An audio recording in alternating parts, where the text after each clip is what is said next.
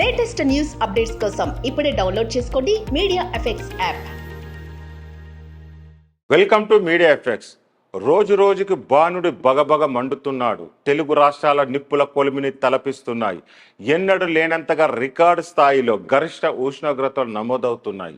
ఇప్పటికే 46 డిగ్రీలు దాటిన ఉష్ణోగ్రతలు మరో 4 రోజుల్లో 49కి చేరవచ్చిన వాతావరణ శాఖ అధికారులు అంచనా వేస్తున్నారు.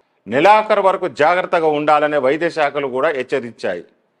ఎలినినో ప్రభావంతో తెలుగు రాష్ట్రాల్లో గరిష్ట ఉష్ణోగ్రతలు రోజుకు రికార్డు సృష్టిస్తున్నాయి. బాణుడు నిప్పులు పెరుగుతుండడంతో ఎండ తీవ్రత మరింత పెరిగింది. తెలంగాణలో పలు చోట్ల 46 డిగ్రీలకు మించి ఉష్ణోగ్రతలు నమోదయ్యాయి.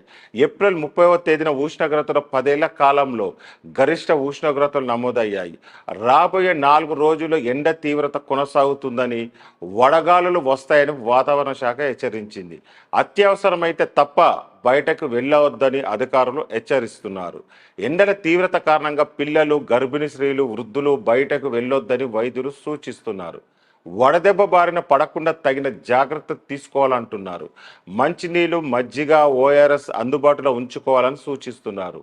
ఆంధ్రప్రదేశ్లో ఎండలు మండుతున్నాయి. వేడి ఉక్కపోతతో జనం అల్లాడిపోతున్నారు. ఈ నెలలో 48 నుండి 49 డిగ్రీల ఉష్ణోగ్రత నమోదయ్యే అవకాశం ఉందని వాతావరణ శాఖ అధికారులు హెచ్చరిస్తున్నారు. వడగాల్పుల కారణంగా ఉదయం 11 నుంచి సాయంత్రం 4 వరకు ఇళ్ల నుంచి బయటకు రావద్దని సూచిస్తున్నారు.